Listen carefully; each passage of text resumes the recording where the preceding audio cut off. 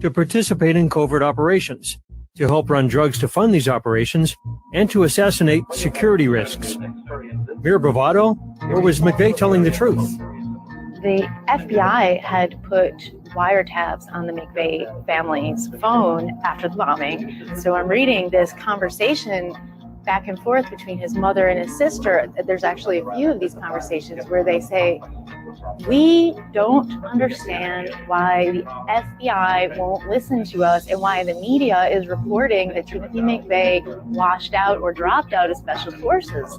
They're saying, no, we were told that he was still active in the military and that he was working on these covert missions.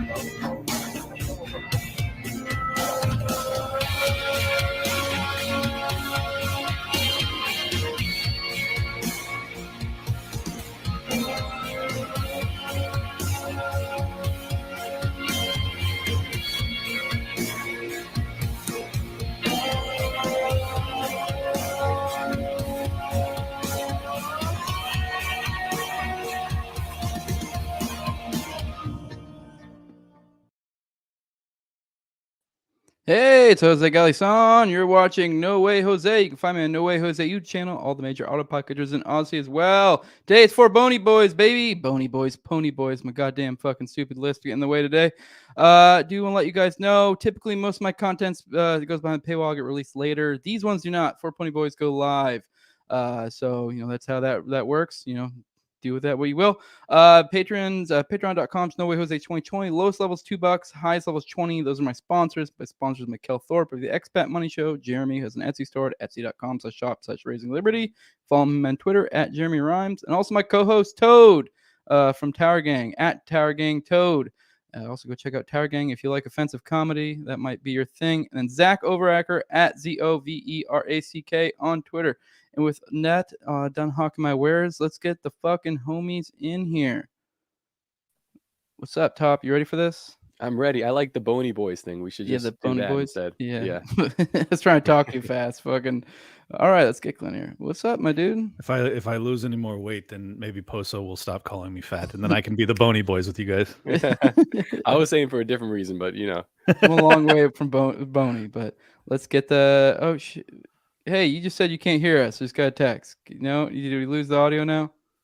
What the fuck? It was working a minute ago. All right, let's riff until I don't know if he wants to jump out and come back in, or you can't hear me at all. He can't hear us to do it. Yeah, let's type it to him.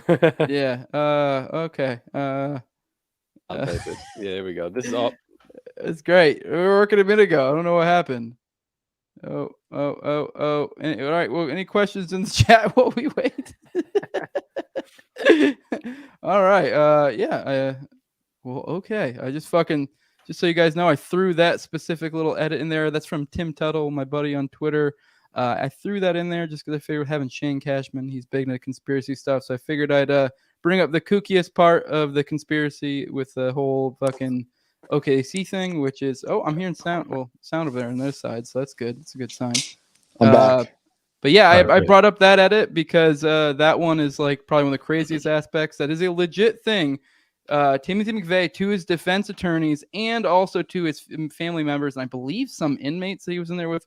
His story was always that he was essentially some sort of fucking covert ops motherfucker, but it always seemed to be officially on the record because he got different defense attorney later, and his story changed with them to where it was the official narrative. But yeah, that's one of the wild things about it. He could have been a compulsive liar, so I always try to caveat that. But the sources are there. He did say that shit, so do with that what you will. my personal opinion, he was probably not. I think that my read. I had Richard Booth on my show last night. For those that haven't got a chance to watch it, it just came out today, so most people probably haven't seen it yet. But basically, what I concluded is that McVeigh was probably a really radicalized piece of shit, and he was trying to get vengeance for Waco, and he got it. But he was also working with embedded. I think either FBI, probably FBI and CIA involvement. And like my read of it is that it was domestic gladios. So like the CIA actually wanted this to happen. The FBI was investigating it simultaneously. And once it happened, the FBI essentially covered up because it wasn't supposed to go off. Like it wasn't actually supposed to be a successful attack. The CIA made it so because that's what they wanted. And then the FBI covered it up because their hands were dirty and they were involved in it. It's a fucking crazy story, man. And I know I sound totally nuts to have that be my read, but that's my read's even more nuts, and it's actually from paying attention to the sources and stuff.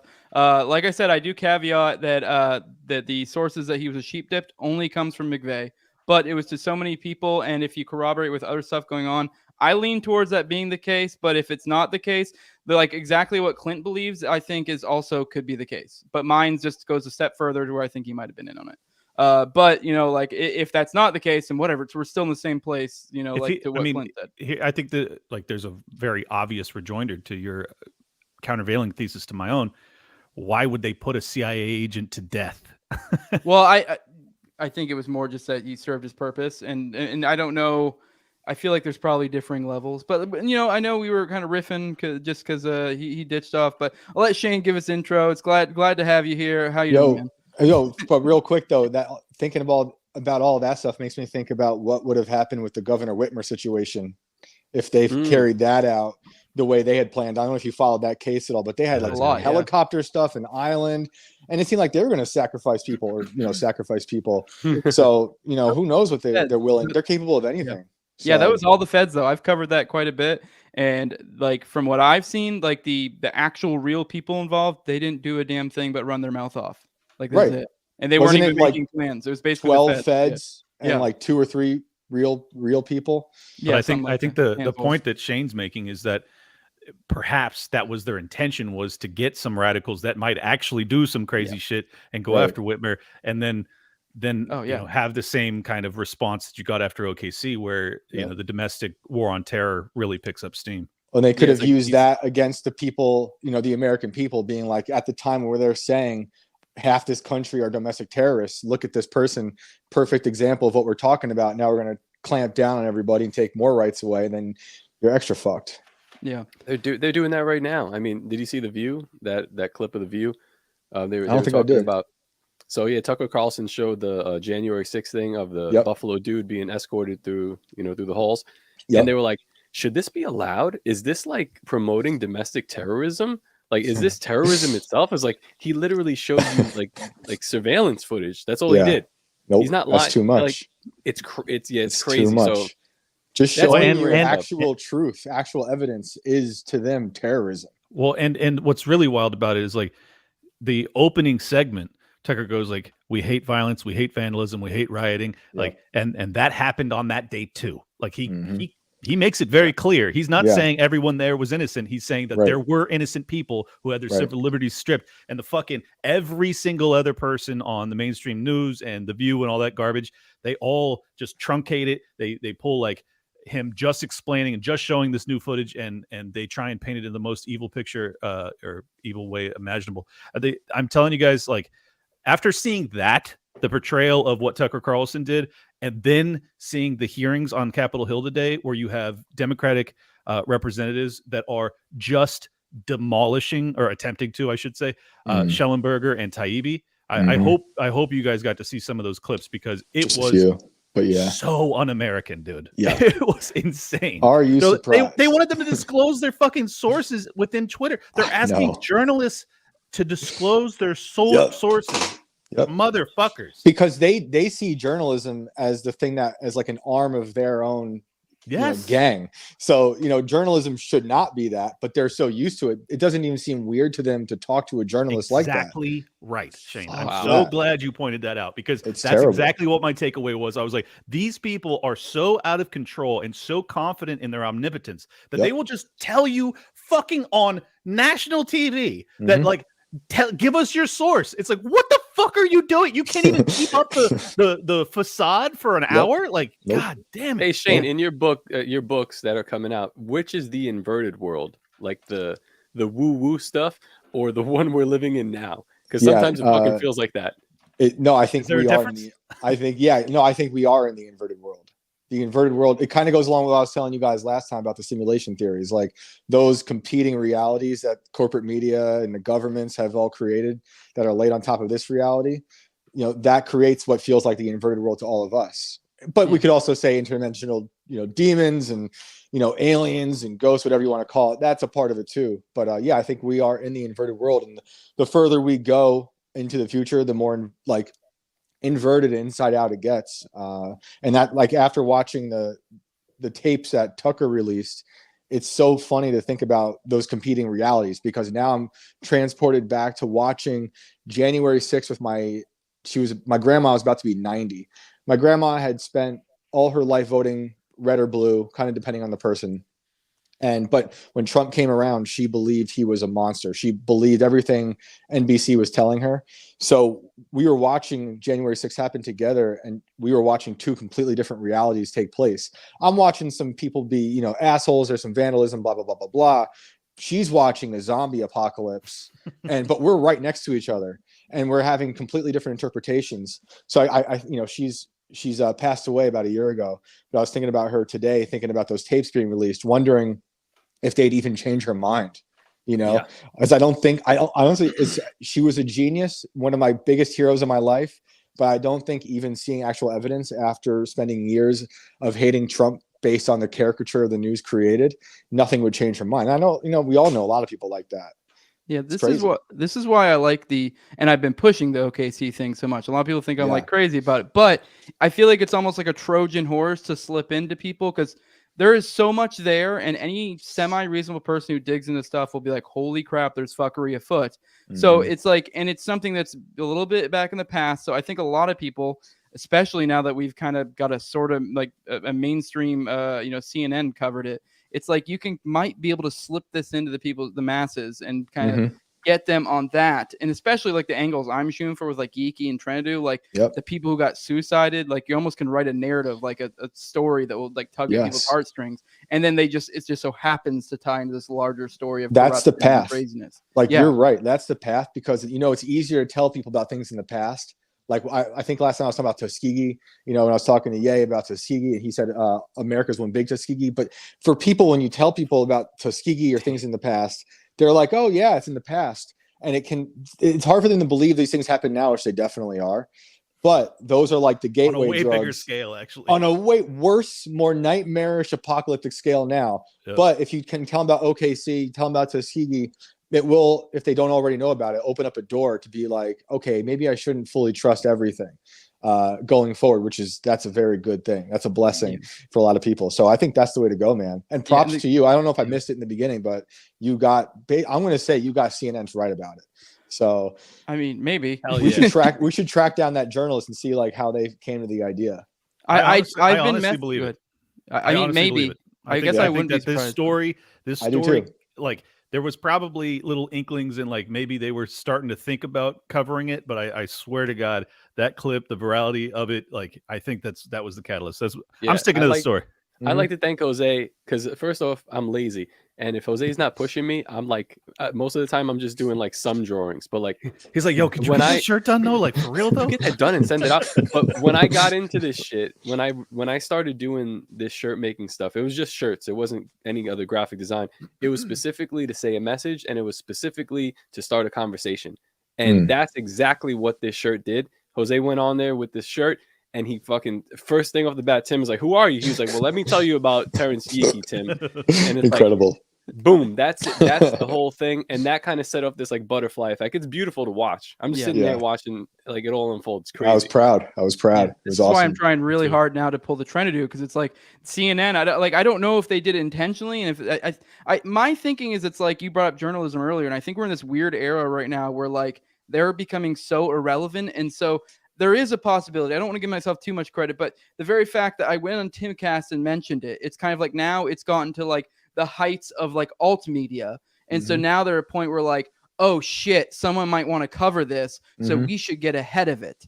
And it's like, so they're in this weird kind of catch-22, and like maybe in their head they're like, well, maybe we can cover it and let it go. But if you have like, say, like I mentioned with the Trandu, which is another individual in this specific case, you can do the exact same thing with him and somehow suck people into it. And now you have two separate suicides, and boom, you know? Let me make it even more wild. Like, this is how delusional I am at this point.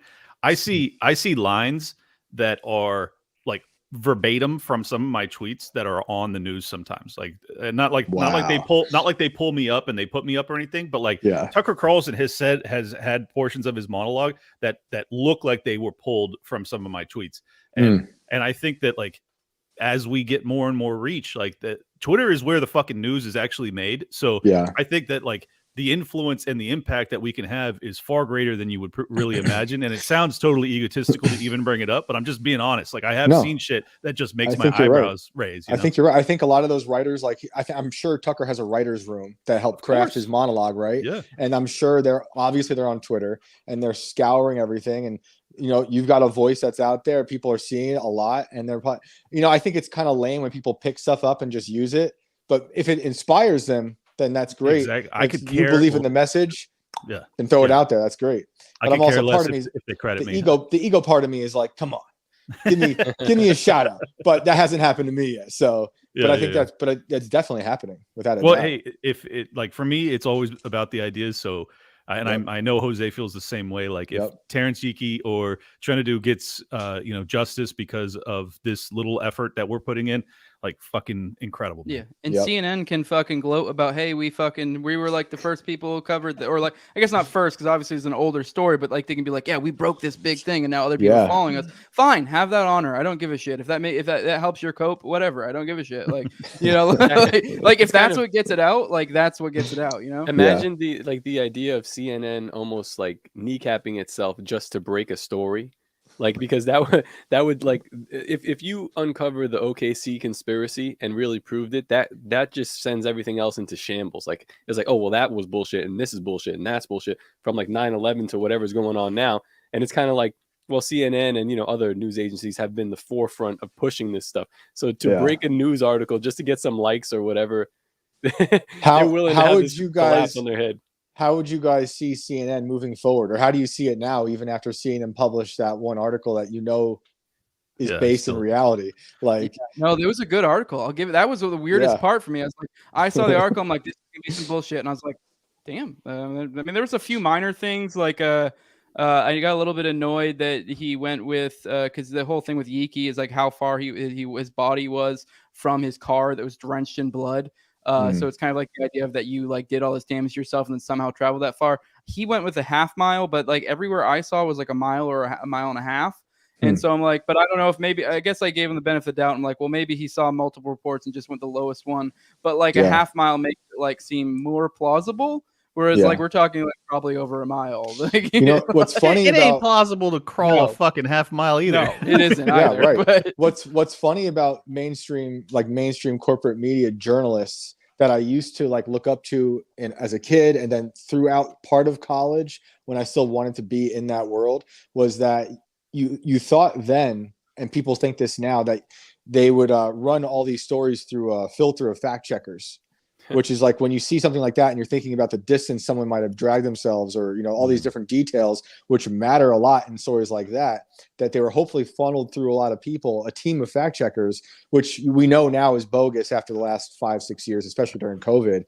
But I'm hoping perhaps they used something like that for that story. And that's why you see that discrepancy in what you think and what they wrote, you know? I'm a little bit concerned because the big thing of the article is it was pretty fair.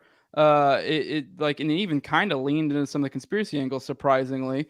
But I was like, there was new information that came out of it because I followed the story pretty well, so I know. I'm definitely not like to like my expert Richard Boost level at all, but I have a good grip on it, especially because Yeeky's like was my specific aspect. I really, you know, like that was like it meant a lot to me.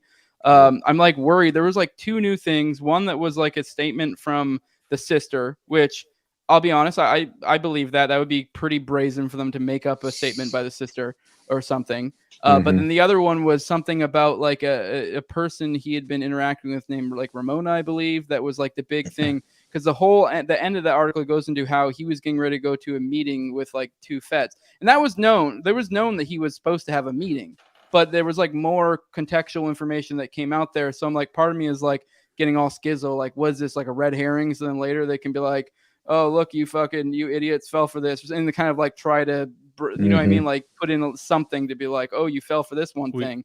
We covered the Ramona aspect on my interview with Richard Booth, and I think that what was most profound to me was that Yiki allegedly, he informed her that he was very anxious about this meeting, and that he then consciously left his service revolver or whatever type of firearm behind, because he was honestly thinking that he was potentially going to be suicided, and he didn't want his gun to be there so that they could actually do that. And I was like, that gave me chills when Booth told me that. I was just absolutely floored. And I have a perfect analogy for how I feel about CNN, because Shane asked us, how do I perceive perceive CNN moving forward? It's the exact same way I see Bill Maher, where he's like, he's now coming out 3 years too late going, I always stood up for fucking bodily autonomy. It's like, no, you fucking didn't, you lying bitch. I feel the same way about CNN. I don't trust any of these people. They're all late to the party.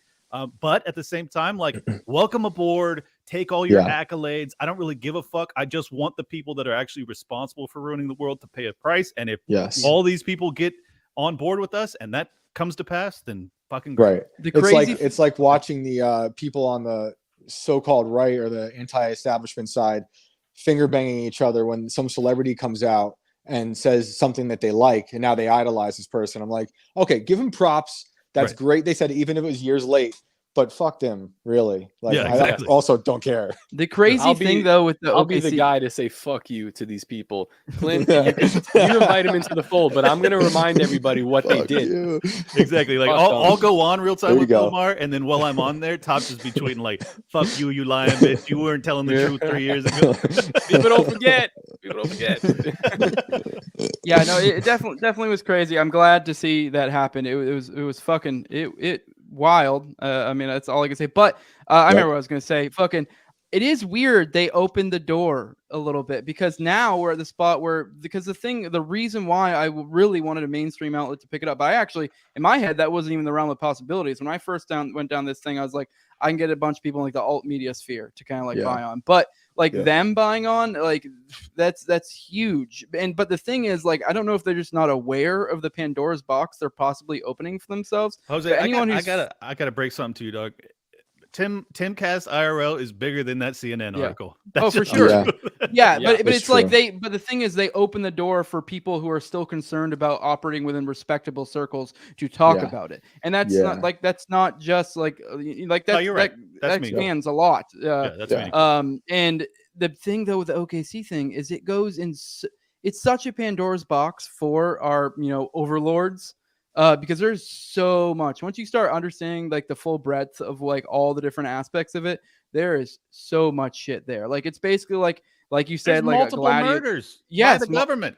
Yes, and it's like, it looks like it at the very, like, even even if you give them the most sympathetic, like the most benefit of the doubt, after knowing this stuff, at the very least there was a cover up in which people were getting murdered and shit like that. So like, at the very least they were covering up. Now, like, did they intend to do that themselves? Was it a Gladio operation? Like, how deep does it go? Like, I think a lot of that stuff, I tend to go along that lines, but I don't. I'm virtually convinced. Yeah, I'm pretty much convinced, but I will be honest in that, like, there's nothing I can really, evidentially be like, here perfectly smoking gun. That's definitely what they're doing. But it, like, all the stuff going on is kind of like, all right. Like, well, another good analogy to the hearings from today. It's the exact same way I think all of us felt 2-3 summers ago when we're like, this narrative is being manipulated by entities that are above just the social media overlords. This is coming down. These are dictates that are coming from governmental institutions. And then you have the Twitter leaks, which demonstrate all of it. I feel like the exact same way I feel about OKC now is that, like, I know what happened, but I'm not going to, I may never have the Twitter leaks to back up my claims. But as long as people are now willing to talk about it, tremendous progress. Yeah. which I guess this would be kind of a rough segue to the next one, but there is MK Ultra fucking implications too. I was going to ask that. Yeah. Because that is another thing. I guess it just recently came out. I don't know the validity of it. This is just one of the researchers who's got really good credibility. It already previously, before this new information, it was a known fact that Timothy McVeigh had been like interacted with. I always forget psychologist, psychiatrist, whatever. But it was fucking. It was essentially like one of the proteges of Jolly on West, and Jolly on West, you know, the Jolly West, the MK Ultra dude. Basically, he also was working with a ton of the people to assist them with trauma stuff, is what they called it. Just so happened. Come to find out, apparently, I mean, like I said, I'm caveating this because I don't know what specific information, Wendy Painting, I believe, or Wendy, I forget, but Wendy, anyone the OKC one knows, I want to say it's Wendy Painting. For some reason, I keep wanting to say Bird. But fucking, she apparently is claiming now that he actually did meet with Jolly West as well. So it was already like crazy to begin with, and now you add that to it. But MK Ultra, you covered the Liza Blue shit recently, and one of the biggest things for me was seeing, I guess, my pattern recognition. I was seeing shit like that. Like I was seeing MK Ultra, I was seeing COINTELPRO, like I was seeing like I'll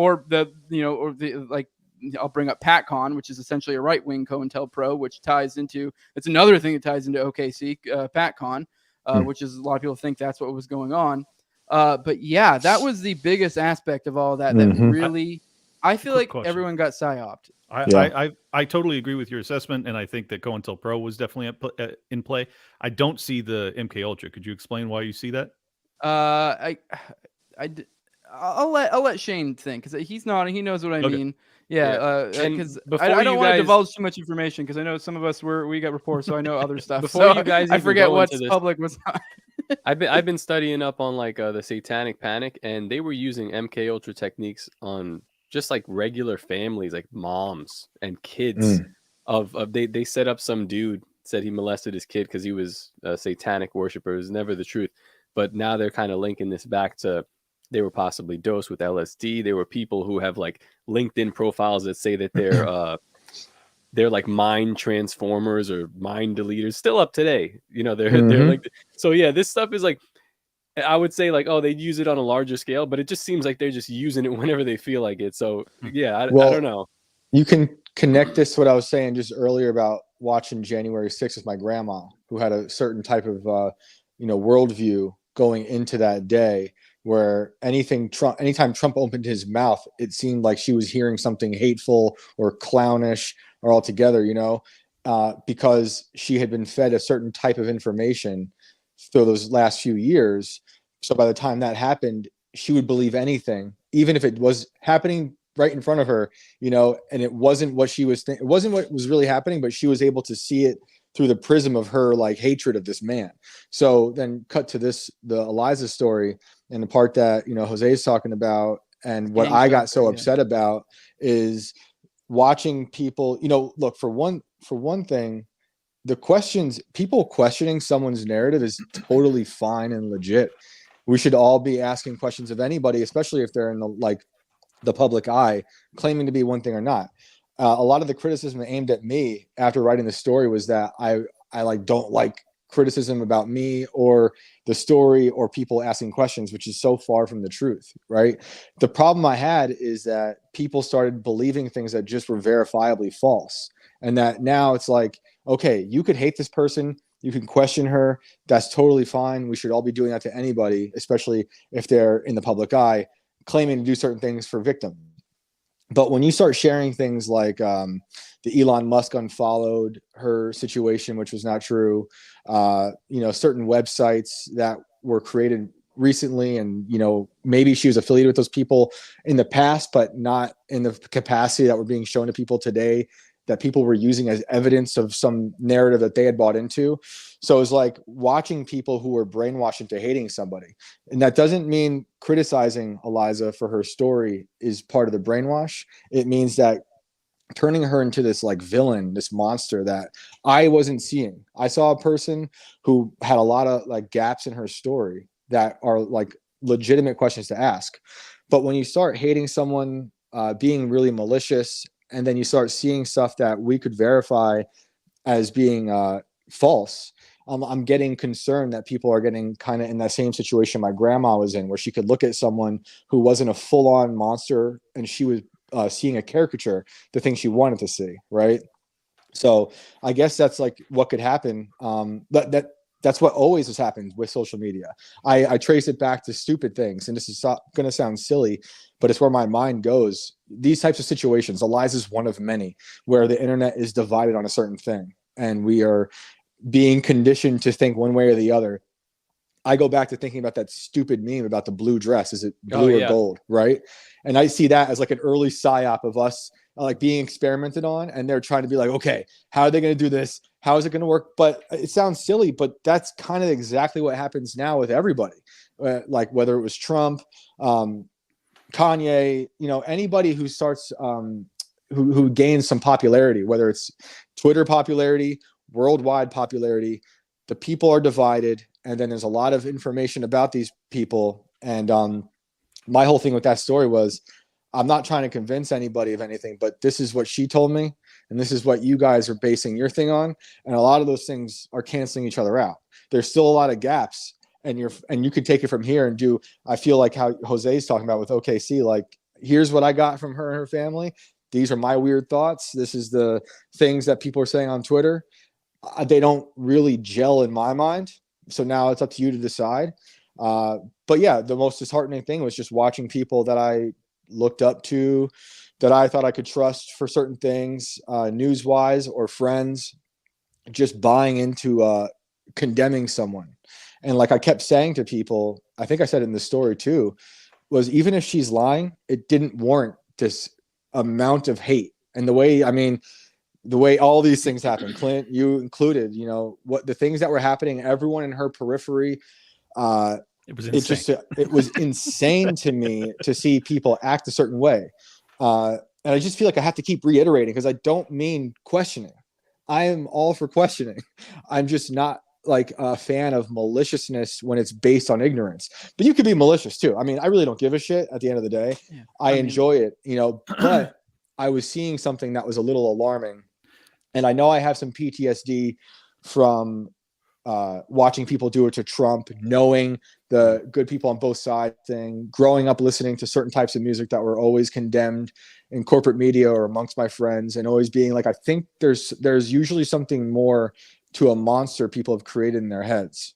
And I have that sensitivity, and I lay that out in the stories too. I'm biased in that I have that sensitivity. I don't really know who's fully bad, fully good, fully wrong, fully right. So I'm just going to do my best to write a story. Yeah. And there was nothing you could do at the end of the day. I could have written the most insane story. I could have gone Whitney Webb on Eliza Blue's history, and it wouldn't have been enough. No, because people were so conditioned to hate her through all the things we were just talking about, that even when before I published a story, and when it was announced on IRL that I was writing the story, most of the criticism that I got after the story were the same ones I was getting before the story. It was like they knew what they wanted to say before I even put it out, which is fine. But it was a very bizarre situation. It's weird because those things, and I like a lot of the people that were like going after you, and I defend you for what doesn't even matter what it's worth. But it's weird because they've seen this happen time and time again. And they're always saying, oh, media bias, but they kind of wanted you to go out and write a hit piece. And I was like, Shane's not going to do that. Shane's going to go write what this lady told him. And good on you that you didn't go take what she told you and twist it around to make it a popular narrative or do whatever. You just said what she told you. Thank you. That's journalism, right? And you fact check as much as you could. There's only so much you could do with her story. I wish I could have spent a year on that, because there's things I could have done. I could have traveled extensively and gone to all these places that I've either called or looked into, or where she worked and lived. But I wrote that story. I wrote 170 pages in 5 or 6 days. But like Top, what you're saying is, I think a lot of people also had no idea who I was, which is fine. They shouldn't have, I wrote 2 other stories that were kind of high profile, but they're in the same vein as the Eliza story, where I happened to go talk to someone who was in the middle of a controversy, whether it was Ye after InfoWars or Carrie Lake during her election trial. And I'm just getting their side of the story and sharing my point of view. And it's funny because one of the other criticisms I get a lot from the Eliza story is that I'm not objective. I'm like, no fucking duh. I literally talk about the problem of objectivity and subjectivity in all three of those stories when it comes to journalism and myself. But, it's fine. I didn't expect everyone to read everything I'd written before this, although I talk about it in the Eliza story as well. Let me just say, I will never let you write a piece about me because I know my life will be ruined. Like while you're in the process of ruining it or of writing it, because like every time you pick up an assignment, it's like, oh, here comes the fucking nuclear weapon at this person's forehead. He needs to wear like a cloak with the sight. Yo, I don't think Cashman, the Grim Reaper. I don't think anyone's gonna let me write a profile of him anymore. I think, I think they're like, all right. In my head, I keep saying this. It's like a trilogy of controversy. Although I did not expect the Eliza story to be controversial. Like in my mind, in those 2 weeks leading up to that story, there was a lot of hate going around, a lot of weird shit on Twitter. People in her periphery getting questioned, the ultimatums being made about, you should talk about this by this date, da da da da. And I'm just like in the shadows being like, oh, geez, eventually it's going to be aimed for me. But I was so surprised that I didn't have that after Ye and the Hitler comments. I didn't have that after Carrie Lake and like an election cycle. For whatever reason, Eliza and her story, which is a crazy story, whichever way you want to cut it. Like I said, in the story, it's either a psychotic elaborate lie that she's constructed for 10 years, or I'm going to make her relive trauma that no one should have to relive or have ever gone through. People were not happy. Let me just make one more quick point. I think that you're bringing up the PTSD that you experienced with watching the Trump era. I think what's very unique and different about this that needs to be brought up is that we're talking about a multi-billionaire who was also the president of the United States. Now we're contrast this with someone who was not making hardly any money from the efforts that she was putting into raising awareness or actually saving people, whatever your version of the story is. Mm-hmm. Like the level of venom and anger to go after someone who ultimately wasn't really, like, they kept calling her a grifter and this and that. Mm-hmm. And they thought, oh, she got a Tesla. Oh, she's hanging out with Elon. It's like, she never got a Tesla. She never hung out with Elon. Like, all of this was such a fictitious narrative about how she was just profiteering. She didn't get a Tesla? Yeah, I know, dude. Like, what the fuck? I searched that farm for a fucking Tesla. They might have hit it. I said they might have hit it. Who knows? Her family might have been actors. I tell her parents, you might be paid actors. In the story, I tell them that in their living room. I'm like, because I'm super skeptical of everything. I'm also have PTSD from being an American, knowing our history, knowing about all the things we talked about in the beginning of this episode, from OKC to Tuskegee to Operation Midnight to Climax to Northwoods. The list goes on and on and on, where I don't trust anything. But yeah, people. That was the funny thing is I asked her almost everything everyone on YouTube wanted to ask her in those three parts. Now, there were parts I left out, but like I literally did, and I didn't push back enough for them, but she did respond to, I think, most of those questions. How did the time frame line up? Like because I feel like you were interviewing her before like the whole World Star hit. To me, the only justified thing, besides being angry, if she's lying, we don't know if she's lying. Maybe, even if she was, I'll be like, whatever. Did she do the work? Yes, good. But the thing that she may have some kind of in at Twitter and gotten this girl Brittany Venti suspended, which is also kind of stupid because she could just click, start her suspension and then do 7 days and be back on and continue with her career. But I still think she hasn't. That is nefarious. I could see why Brittany Venti's friends would be angry about that, rightly so. The anger around it, all the bots, the accounts around it are angry about, like, almost like a weird trauma-based mind control thing that has to do with #MeToo or like Survivor stuff. It doesn't, the anger doesn't add up. But my question was, when you were interviewing her, where were we at in this drama? Had the World Star hip hop video came out? And okay, so you were at her. I was there. You were at her place. At her parents' place on that farm. She lived up the road, but I was there at peak like craziness. So Okay. Of you course know, he I was. don't know. That's where Shane is always at. That's where his CIA handlers sent him. Yeah. Yeah, I'm in my trench coat, you know. I got a sick, like, you know, our army fucking airplane that dropped me, and I fucking parachuted down on her farm. Drop the tweet now. Yeah, We have yeah, an internet controversy. yeah. Send in Shane immediately. Yeah, like my name sounds fake, so I get it. You know, I was thinking about that like the other day. I'm like, I'll get You're the Top, I'll bag get to your man, question in a minute. But I'm Cashman. like, I was poor my whole life, and how fucked up is it to be like with the last name Cashman? I'm like, that's either CIA created me or God just is fucked up. sense of Aren't you humor. Jewish too? Yeah, right. But it's, was but it like that- they're yo, like, we can't do yo, Goldstein? How about Cashman? but the Cashman's from my Irish side. Oh, my boy. last name is Big Dick Man. It's I feel your pain. It's crazy. I like to imagine it was one of those things where they had to change their name because you know some Jewish people did change their name at some point, and that was Yeah. just like, well, Cashman sounds like a nice American name. Yo, that's Christ. what's so fucked up is my dad's Irish. For some reason, Cashman came from the Ireland. It makes no sense. It's all very confusing. But yeah, back to the timeline. I was there after everything. You know, like there's an Instagram account called House and Habit. Are you guys familiar with her? No. She's got a pretty popular Instagram page. It's over 1 million followers. She breaks down really interesting stuff about Epstein. She got big, I think, during the Amber Heard trial, and then she did some missing girl case out in the desert.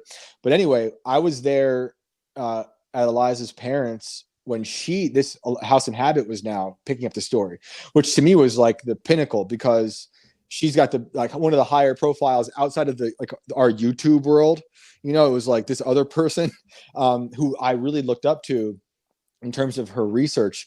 And she was sharing things that were totally fake. Other things that were like, all right, those are the questions we all have. But then it was other things. I'm like, damn. And she's got mad followers. So Wow. the World Star video happened probably a week before I went out. And I was talking to her. And I think it was the second or third part of that series where I bring that up to her, you know, because I feel like a lot of people maybe would have been happier if I just started the interview with me asking about the World Star Hip Hop video. But that's just not the way I write. And I wanted to lay out like, what is this woman's timeline? All these questions about the trafficking stories. What's up with LA? What was your age? Where were you this time? All that stuff. And then, you know, by the part 2, we could open up into all the controversy from today, which the biggest thing is, in my mind, what people are saying is censorship or what she's saying is not censorship. And so when I brought that up to her, I was like, yo, what's the deal with the World Star video? You know, because people are now kicked off Twitter. And now, you know, she said something like, well, the video is not public anymore. And I said, but the video was public when they posted it.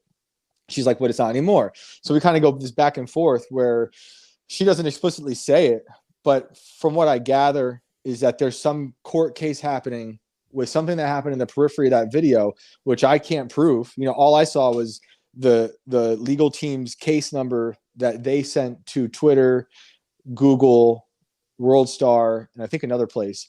Whatever's in that file, according to her, and you know, I guess just according to her and whatever her legal team said, was enough for those places to take down that video. I don't know what that is. You know, I would love if in the future we could find out what that is, because then that would dispel a lot of the shit around the World Star video, which is, I think, everyone's biggest problem. But it's funny looking back on that whole interview with me and her family, and then going back in time to when I did IRL with her, when she asked how she could change or how we could change.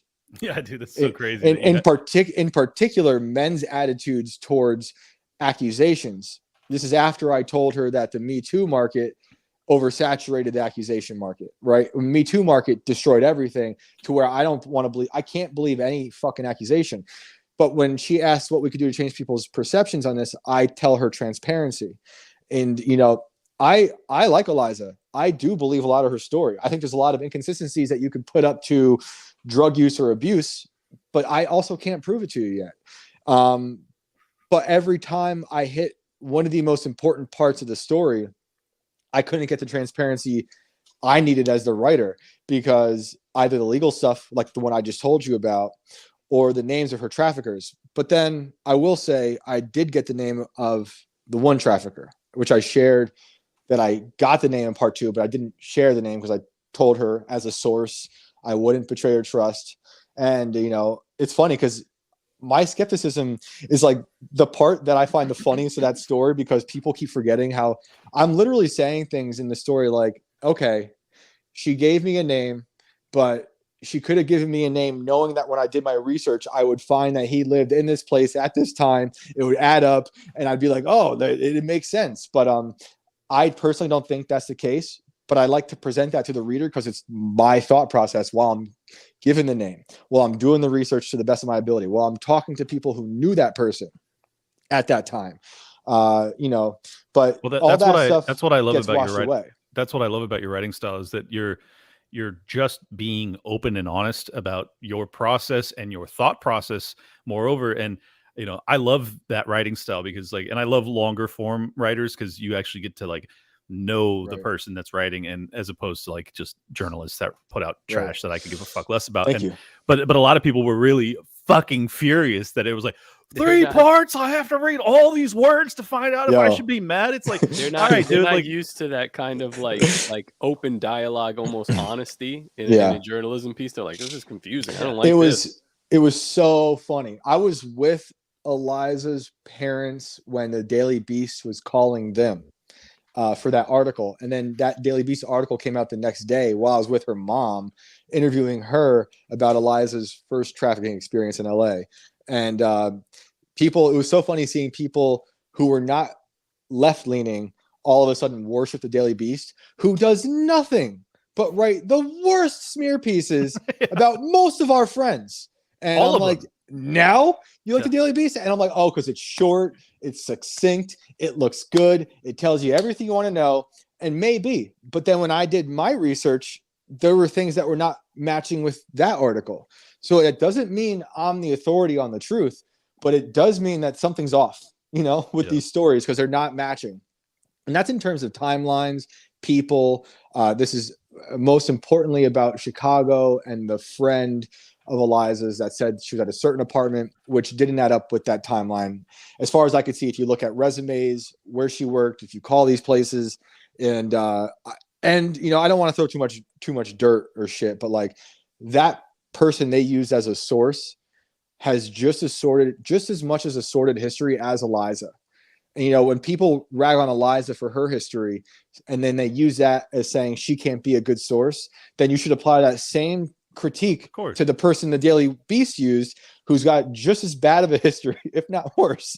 And you can look that up. Those are public records. You know, if you get that name, you can go do your research and see that she's gotten into some trouble. That doesn't mean you shouldn't trust her. I'm just saying, if you're going to levy that criticism towards this person, you got to do it to this person too. Just because this person says something you like doesn't mean now forget everything else, you know, which is my whole problem. It was confirmation bias. Like, yes. Throughout to a crazy scale of confirmation bias. Yep. Yeah, and because I actually know her, and I know some of this story, and I hung out with her when she was you know, virtually unknown compared to how she is today. And she has always been the same person around me. And like that, those types of things. And I knew her, you know, years or at least a year before you even met her. So it's like, because of that, you know, it gave me insight into like who she really is, most likely. And you know, to just paint her as this crazy villain, I just think is not accurate based off of my lived experience. Leftist, you have to respect my lived experience. This is your truth. My read on it. I was just gonna say one thing is like the other funny thing is that everyone says it's a puff piece. Fucking Eliza wasn't even happy with a lot of it. You know, like I think she was happy with some of it, but like, and I said that would happen in the story. I'm like, she's not gonna be happy, because that's what happens when you write portraits or you paint a portrait of somebody.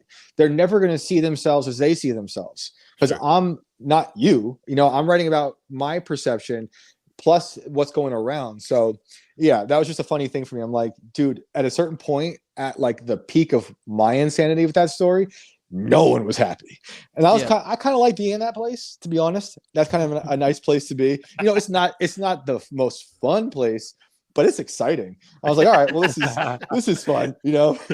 But Jose, my bad. What were you gonna say? Yeah, no, I just wanted to give my read. Like my read is, I saw all these people saying all this crazy shit every which way, and like my read after reading your article, for one, I do want to point out, I think it was completely fair that you basically just asked her questions and relayed that to the audience, because in my head, she was getting dragged by everyone, and to some degree, rightfully so, which I'm about to get into.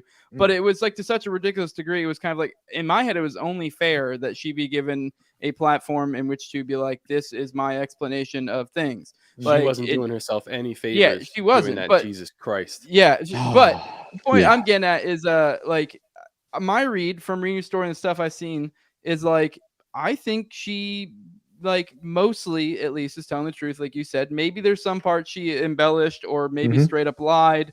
But I do think, like, so far as stuff that was worthy of her being dragged for, I mean, you brought up this, it was brought up by multiple people here, the censorship. I also didn't like the threatening legal action. And I also seem to think, and I had a red flag, I want to say it was like a Michael Malice interview she did at some point. I can't remember exactly what she said, but she seems to have a really dodgy interpretation of what trafficking is. And so to me, I'm like, I don't know, is that a because she's trying to lie? Is that just because she's I don't know. That's honestly that kind of. Do you remember how she explained white it? woman thing, you know? But do you remember how she explained it to me in the story? Like, that was one of the first things I talked to her. I think it was in part 1. I don't remember where it was, but you know, that was at the top of my list of things to ask, because when I got there, other than the censorship stuff and the World Star video, her definition of trafficking was under a lot of pressure because of the Malice interview in particular.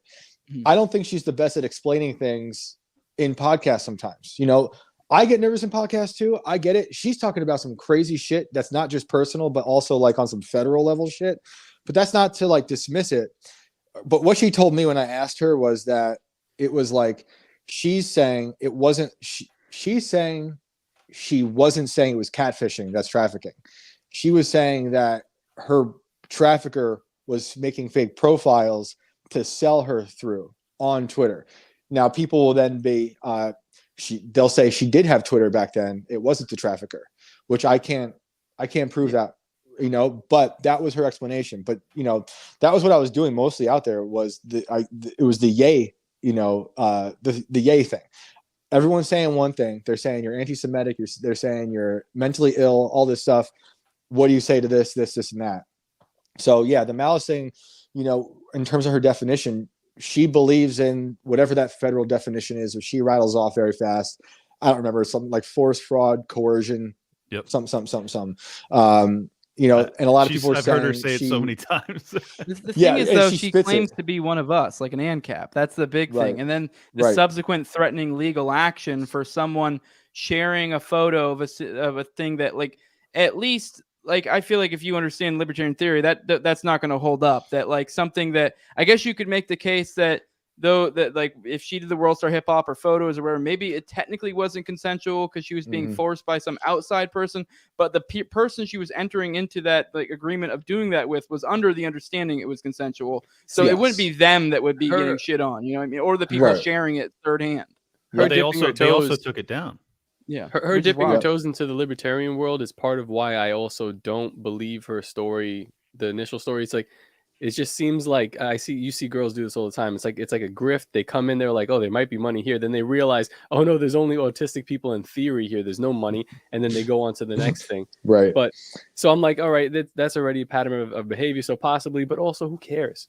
That's funny. Is my favorite part of that whole series, other than when I called out all those fucking artless freaks on YouTube for being assholes, is the whole conversation I had about anarchy and the way she saw regulating, you know, if you're an anarchist, but you also want to regulate, you know, with the government's help, some of these things we're talking about, which wasn't so much the World Star thing, but more like we're thinking about the future, AI porn, you know, the AI voices, all the stuff that's going to happen with AI. You know, that was like my most exciting part of the whole story, was the future of like thinking of anarchy and thinking of also needing to regulate things that we don't yet understand, because it's kind of like the Wild West with tech. I love that part. But I think she truly believes, I think she does believe those things when she talks about being an ANCAP. And I wish I got into it more with her. But I also know a lot of people do see these types of communities as places as like a stepping stool into success. But then I'll also say, it's fucking crazy to make our community that. But it is, people will look at anything. There's a lot of people out there who will look at any type of community as a stepping stone because they don't truly believe in that thing, but they're like, okay, I could take this over. I could do something here. I could be a character, It happens. I guess that's true. People will play different music sometimes because they think that's the path to success, but sometimes people do it because they truly do believe it. But I will say then that is one possibility. The other possibility is, and what she would say to me in the story is she wanted to remain anonymous at first. But then, you could say, okay, she said that. She told Daily Wire, I want to be anonymous. I saw those private messages of where she said she'd rather not use her face and name. The Daily Wire writer said you should, Okay, so there's that.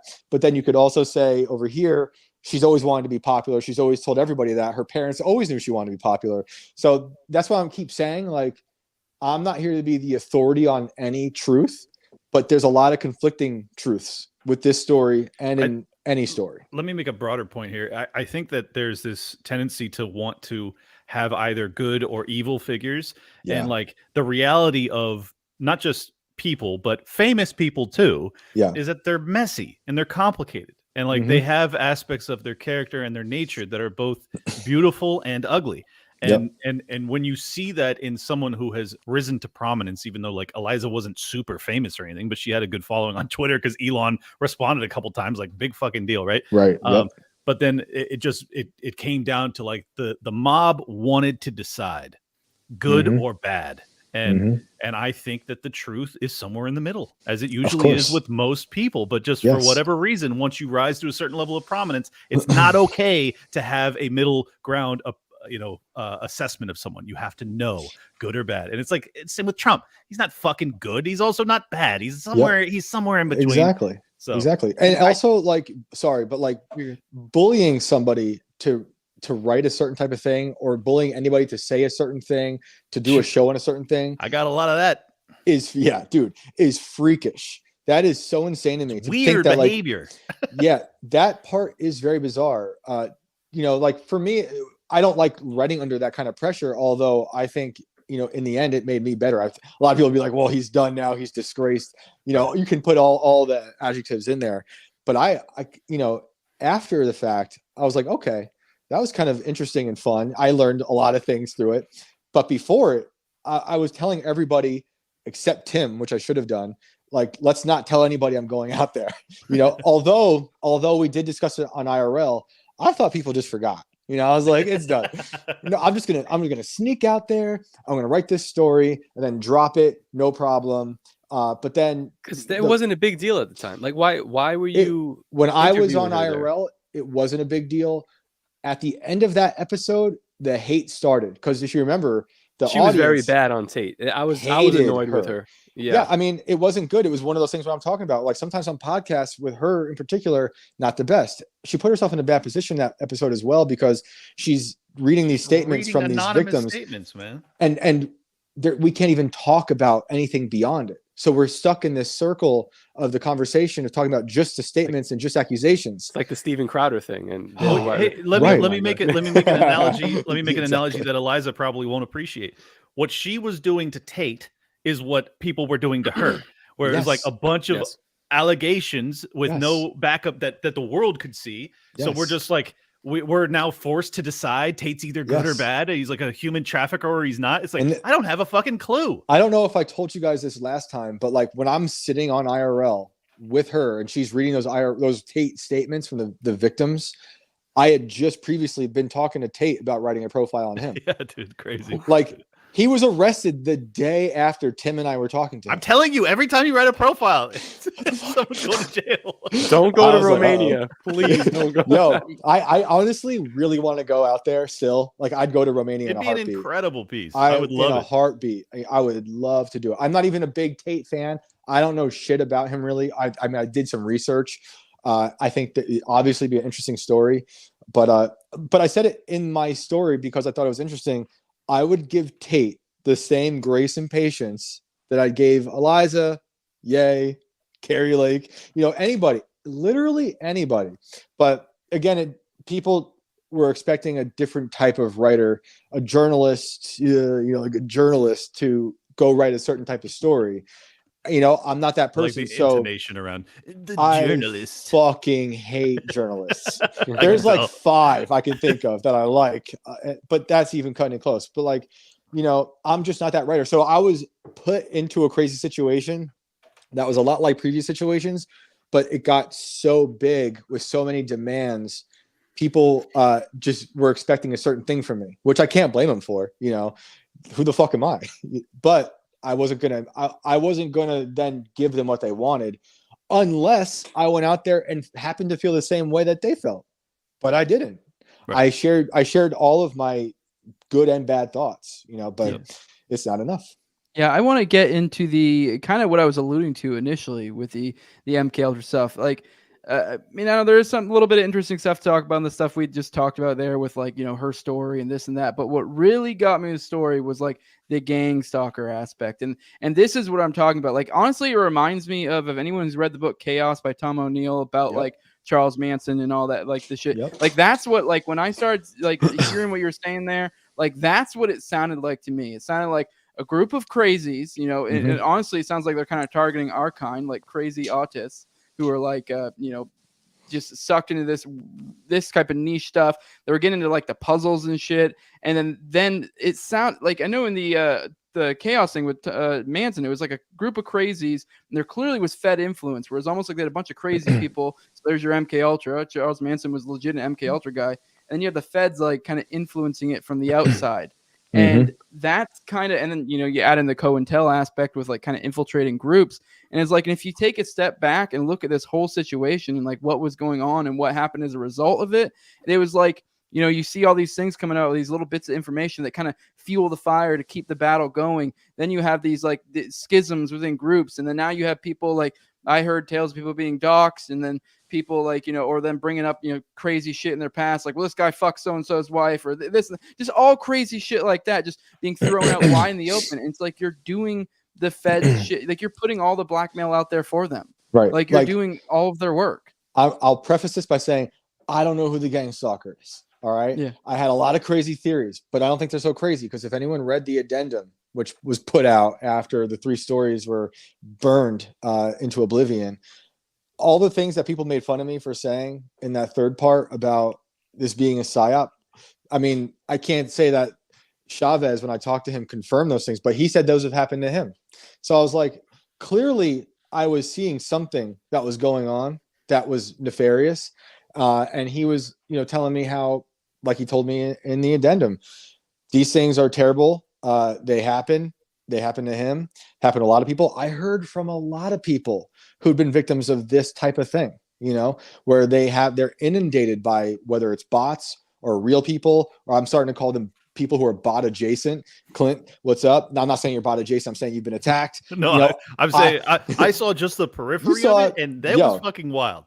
Bro, I put out shit. Tell me how this is. I would put out a tweet concerning the series that got like 300,000 views in like 30 minutes. Meanwhile, I'll put out some tweet about any other bullshit, 5 likes, 20 likes, 70 likes, whatever. Like, what? But they could argue, well, it was a hot button issue, everyone's looking at it. But I think that this type of situation and the bots, they hide behind that type of thought, where it's like, you can't prove it in the end. I mean, if we could somehow get into Twitter and look at who's a bot and what's not. But this is what I was getting into with part 3, is there is some type of advanced war that they're using on social media, where they can basically plant a seed in your brain and watch it grow. And then you will have the same type of worldview that we were talking about with my grandma, for instance, Dude, where you can believe. That's what the whole hearings on Capitol Hill were about, was the evidence of this existing. Exactly. So like, I don't even know why this is controversial. People, I got lampooned for even bringing it up, and look, you can criticize me for a lot of things, especially in that story. That's fine. But something weird was happening. Yeah. I mean, we experienced it. I keep saying, yeah. Let me say real quick. Look, there are people that were genuinely interested in that story. Yes, that's exactly what I was going to say. And they were real. However, I also was being bombarded by accounts that I am of the opinion were clearly bots. Yeah. Now, am I saying that they were bots that were Eliza Blue sucks 035? Yeah, and then every fucking everything in their profile is a hashtag Eliza Blue, victim blame, whatever the fuck. And then it's created a month earlier, and it's like, and I got dozens on some of my tweets that were just like, they would just come like rapid fire. Look, I'm not saying that was a government program. I'm saying that they were bots. Right. And I don't know where they came from, and that's all I'm saying. Government program, I'll say it. It could, it could be. I said I said that it could possibly be, but I also said in part 3, I could also be insane, and like I don't know. I also said everything I said was a theory, but yes, there were a ton of legitimate people with legitimate questions. Of course, I heard from. That's what made this a good psyop. That's what made it a good psyop. But that's what happens. Like if you research this stuff and how they happen, if you talk to people who've experienced this thing, who've been the victims of this type of thing, it will start as a seed that grows into something so big and loud that eventually the people at the top will start using it. And like, I'm not going to say names, maybe not yet, but like I heard from the craziest people in our world about this fucking story. Not yet. Again, why not yet? I don't know. But this, I'm like, why this story? People got so emotional about it, I don't know what it was, but those people who hit me up, I know are real people because I've been watching them for years. They have legitimate questions and concerns. That's fine. We had some nice back and forth about it. But I also was hit up by a wave of people that either are just in it for chaos sake, which is, you know what? Fine. If you want to be an agent of chaos, go for it. Yeah, they're fun. Yo, I love some chaos too, but a lot of them also might just be bots. And other people are infected by the bot, and then it's like the Borgs, where they're like they hear it enough. I had friends who heard the loud people so much on Twitter that they just sided with them on me against me, like not even for Eliza, but when they were talking about me, they're like, if everyone's saying it, it must be true. I'm like, but you fucking know me, homie.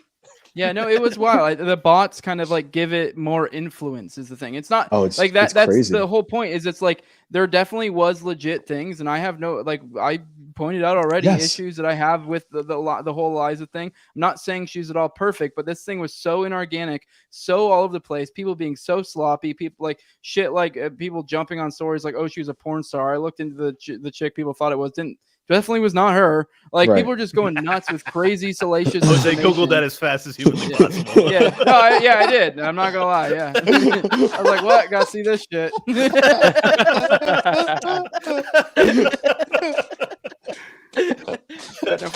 She does have your ideal body type. Yeah, no, I'm like, dude, I'm like, fuck, the World Stars video's gone. I knew about that for a long time. I've watched it a few fucking times. I'll say that. Fuck yeah. That's like, I'm keeping my little dirty secret. Just all the boys. Shane, do you consider the possibility that like, because like a bot farm is just crazy to me. Like I picture like a Chinese guy on a bicycle with 100 phones playing Pokemon Go. That's crazy, especially when it comes to this kind of stuff. But what's more realistic to me is possibly AI. Like people are fucking with this chat GPT stuff, and who knows the capabilities of this. Like it could just see some kind of like its algorithm has detected that this is like a hot button issue, and it'll just push it in all directions just to see what happens. There's state actors that are utilizing that. That's actually how I saw it. Not on this story, but it's being used. I'm sure. Like we're aware of bot farms. We saw a lot of that happening with the Russia, stuff, and them trying to sow discord with people back during the I think 2016 election. But that's not how I saw this experience. I was thinking of AI. I mean, I was getting hit up with comments and these weird messages that were not written by people. I mean, it was clear as day. I spent 10 years reading English papers by a lot of kids, also kids whose first language wasn't even English. And like, I have a pretty good detector of a human when it comes to writing. And like, I had so many things that were just like, this is fake. This is so clearly fake. Wow. And it's not just because of grammar or things spelled wrong. It's just the wording is so, like ghost-like. It's missing a spirit, It's just fake. It's just fake. I saw some of that shit too, guys. Just being honest. Dude, Oh, yeah. that stuff is demonic. That my conspiracy theory on it, I tweeted out, and I'll keep saying it, man. The people that are talking to Chat GPT, it's like talking to the fucking Ouija board, man. It's weird. It's literally what I would picture what a demon is. Like if you believe in like this like the afterlife stuff and how this kind of works in like different currents and electricity, like a light will go off when a spirit's in the room. It would not surprise me at all if that shit is like just a straight up demon being manifested and created by us. The language actually existed within the Uncanny Valley, where like it was off-putting to read it. I'd be like, this doesn't feel like a human being or a computer. It's somewhere in between, and it's disturbing. And I was just like, block. Right. But and the funny thing, like at the height of my paranoia after part 3, when I was in a weird place, my wife had to take the phone away. It was so funny because like my wife and I sat down before I even went out to report on the story. We made a list of everything everyone was going to say. Very predictable. You know, if you know that if you spent a few days on the internet, you know how people are going to react to certain things. All the words, simp, you know, all that shit. We're like, all this is going to happen. And it did happen. I underestimated the like AI thing and the weird veiled threats that were going to happen, where they're like telling you how to keep your family safe. Hint, you know? Wow. I didn't get any of that. That shit was weird. That shit was very weird. And I started thinking at that point, because those actually felt organic, like they were written by a real person. But I was like, I wonder if this person, do I know this person? Has this person been talking to a lot of bots, and then he or she believes these bots, and now they're kind of these bot adjacent people who are now able to communicate better than the bot, but be worse because they're human. And I was you were going deep. Oh, dude, I couldn't open my phone. It was just thousands of everywhere. Crazy. Instagram was getting hit up, email, you know, really strange things. And, but you couldn't help think that, you know, and then I went through like a good week of, I couldn't respond to anybody unless I had talked to you already, because especially after the addendum part, and like, that was a longer interview. And the only things I really left out of that interview were more personal, either to his story or to mine. And I kept that part just, you know, with the Eliza stuff. But like, after that, anyone who came at me or just messaged me and they seem nice, I was like, I can't even trust this. No. Because they're gonna try to infiltrate me, and then a year or two from now, I had initiated this relationship with someone, and they turn out to be bad. But like, if you talk to these people who have been a part of these things as victims, that's what happens. They will tell you, they will play both sides. One person could be hitting you up from this account as a bad actor, and then this account as a good actor, and they're just giving you this distortion. And eventually you start to like, you know, you learn to hate this narrative over here, and you go and talk to this person who you think you can trust, and then you go down that spiral for who knows how long. You know. And I started making people voice message me and being like, yo, if you want to talk, voice. And then I was like, because at work, you're like, no, they're creating fake voices. Because at work, Tim and his brother are making like fake Ian voices that sound amazing. And then I'm like, oh fuck, I'm telling them to make fake voices, but these people are way smarter than me when it comes to tech, because I'm an idiot, you know. So they're probably making fake voices. So I was like, I gotta go. I'm signing off. I'm gonna let it go. But overall, you know, as bad as that sounds, even though it's probably not that bad, clearly in the grand scheme of things, it was all a blessing, because I got to see people as they truly were, you know, people that I know, you know, and like, you guys were very supportive, you know, privately and publicly, like you, either for me or for just a story in general. And I don't mean in defense of the story or Eliza. I just mean as like a good person who wasn't actively hating someone. It's okay to clearly we were all just telling the truth throughout, you know. But to see friends and like people who I've been friends with online for a while or admiring, like do this weird dark shift was so disconcerting. But at the end of the day, I was kind of happy to see it. You know, for me, it challenged me as a writer, and I was like, it was the most challenging thing I've ever written, which makes no sense, because Eliza, as much as she's done, you know, with the Elon thing and people know her, I mean, that's like down here compared to other things people I've been with. Like, and that's no diss to her, but that's just the truth, you know? Yeah. So it was very interesting to see. I kind of like, I don't want to say I'm calloused from it, but I definitely like developed a new armor that I thought I had, but a much bigger armor I'm happy to get. Let me add something too. I was appreciative for the experience because it got to test my character, like for myself. Because I like when I was in the heat of it, because that fucking stupid 45-second clip where I nod goes viral and I'm getting just blasted by everybody. I was like, I'm going to put together a video explaining this because it's such a bombardment that I feel compelled to. But at the same time, like as I'm doing it, and I didn't script any of it, I just fucking talked. But I was like, as I'm doing it, I decide like halfway through to still stand up for Thaddeus Russell and Eliza Blue. You know, like and like that wasn't really why I was doing the video. I just felt compelled because and then as soon as I was done with it and I was about to publish it, I was like, I thought for like 10 seconds about like, man, is this smart? And I was like, fuck smart. You know, this is right. And it's I just went boom, and I just put it up. And I'm glad it taught me that like I am capable of being who I am, even when I'm under, you know, tremendous pressure. Yes. So, and I felt the same way about you. And I'm grateful. Like, and all of my, you know, tight associates were like, they all kept it real throughout the whole thing. And I was like, all right, I have blocked the right people and I have befriended the right people. Like, guys, this whole affair though has given such like red meat for Eliza Blue jokes, and I'm not gonna skip on that. Go ahead. Go watch Tower Gang, and I lit her up. I like you, Eliza. I love you. But listen, man, fair is fair. I wouldn't be in some of those fucking jokes. Actually, no, you're not. You know what? I'll That's add fucked you up. Now I'm offended. Yeah, I mean, from the beginning, like it just seemed inorganic. I know a lot of people would assume our group of guys would be the ones jumping on the train, dragging him and stuff, just because of the kind of personas we've built.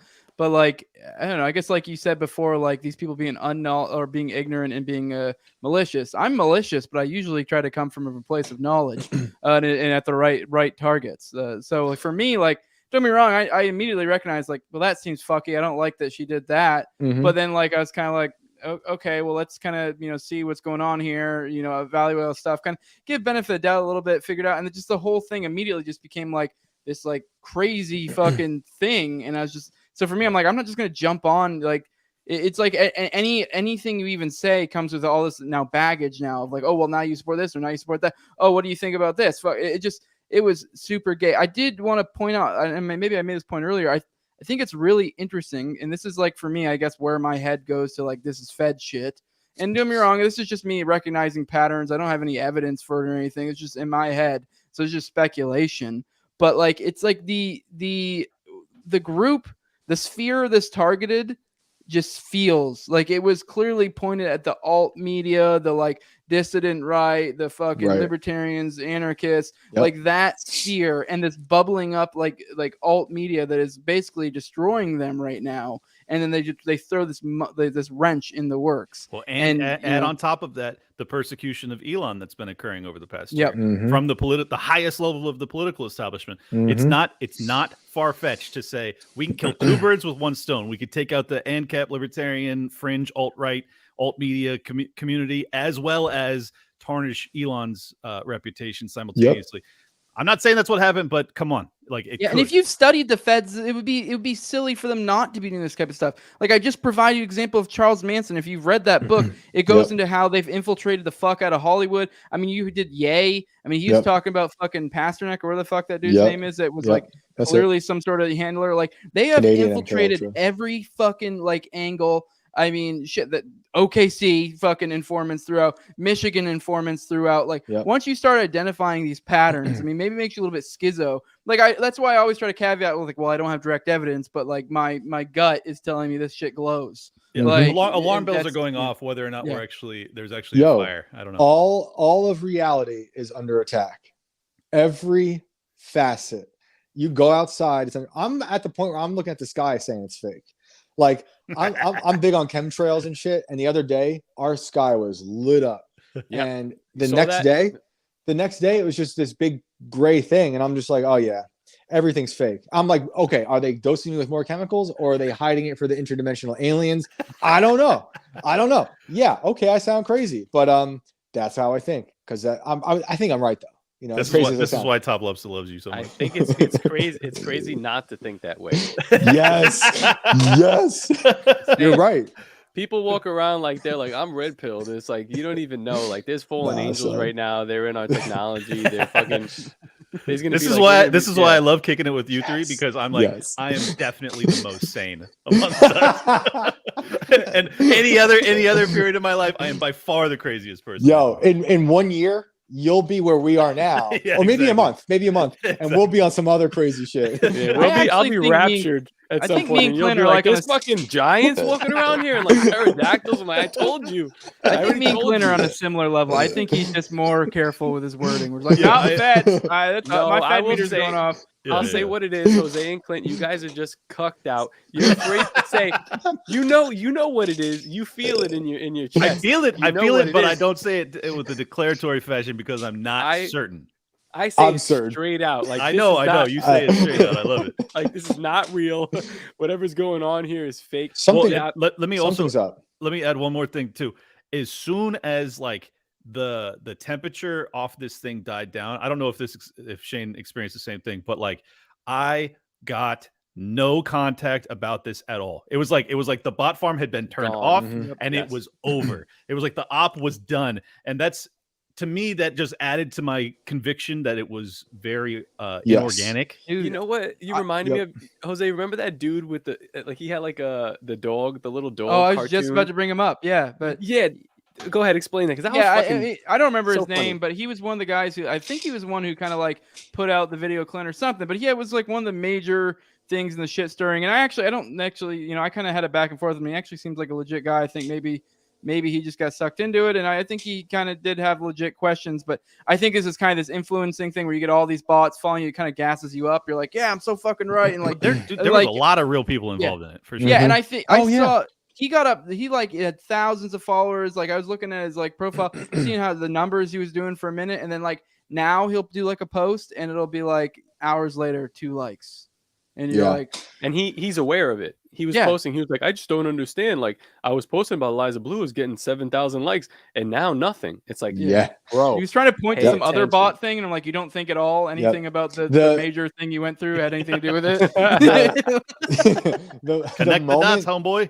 The moment after like everything was said and done, the stories were gone, the addendum was out. It was like the next day, everything was gone. The sky cleared.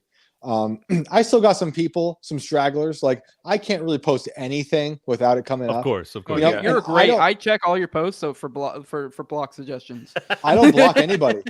That's like, crazy, dude. You're doing it wrong. I know. I keep them all there because for me, it's like I'm making a museum of the depraved, so people can go back and look, and also those people, they're my biggest fans. I can't do shit without them wanting to say something. You block them, that makes it even worse. Now they go fucking unhinged, you can't see it. It's great, dude. And then they just draw people to your shit. I think some of them are like that, but I think a lot of them want the block. Like there was a few people. There was a few people who were like, "Well, I guess you're gonna block me now." I was like, "Nah, I like you." I was like, "No, I actually love you. I love you." I don't want to interrupt here, but one of my favorite things is whenever I get into a back and forth with somebody, and then they I'm like, I've had enough of like the discourse has devolved to a level where it's not entertaining to me. I'll block them, and then I'll check their profile like maybe a day later, and a lot of the time they'll take a screenshot and they'll be like, Psh, blocked by Top. One guy actually put me as his banner, which I took a screenshot of that. That's awesome. Anyway, I say all this to say, Chris Carr, I'm willing to make amends. I am sorry. I didn't understand anything that was going on, but yeah, apparently Shane's the homie with you, so I'm reaching out an olive branch, but he did take a screenshot of me blocking him, which made me laugh. And I'm just trolling you, bro. But whatever. Yeah. You guys are all good people. Chris is great people. Like, I was watching you guys get at it. I hit him up privately. I was like, I like these guys. Did I win? Shane, did I win? I don't know. I don't know what happened. There was no, in my mind, I was like, I'm not even there's no winners. I'm the winner because I'm going to hook these guys up and be like, we're friends because we should be friends, you know. But I was saying this to Jose earlier. I don't know what it was. I think he might have saw you criticizing Tim at some point, and a lot of us can be a little defensive, too much so at times. I don't really get into it on Twitter like that unless it's about me personally, but even then I don't really get into it, you know. But some of us, the gang can all relate. We all fucking go hard in the paint for each other. You know? So, and like some of us don't know. I mean, there were some people I saw fighting kind of threw me for Eliza, not you guys, but just some other crazy people who had also been on IRL, and that shit was getting crazy. I was enjoying that kind of because they were like actually like malicious, terrible monsters. I know exactly who you're talking about. I can't imagine who it would be. Yeah. I'll say one of those people though.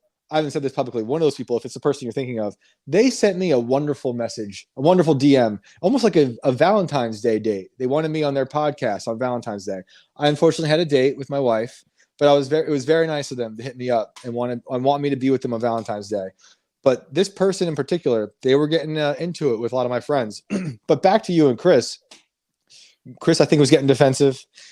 Top, you're the chaos agent. I took it to the next level because I saw to the next level, and I was just like, "Oh man!" And then pictures of his kids and shit.